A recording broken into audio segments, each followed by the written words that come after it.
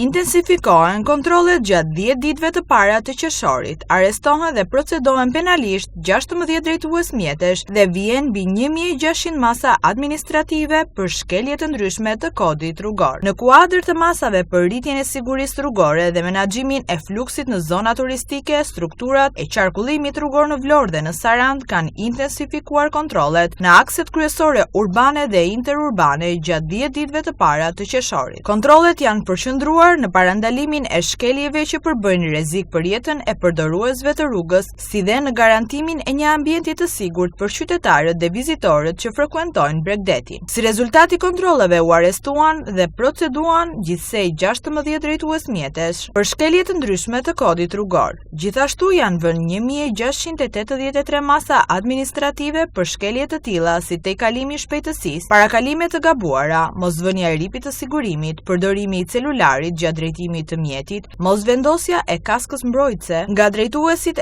e motomjeteve, drejtimi i mjetit nën efektin e alkoolit, si dhe shkelje të tjera në kundërshtim me dispozitat e kodit rrugor. Strukturat e policisë rrugore do të vijojnë kontrollet e shtuara gjatë gjithë sezonit veror në të gjithë qarkun Vlorë me qëllim rritjen e parametrave të sigurisë rrugore.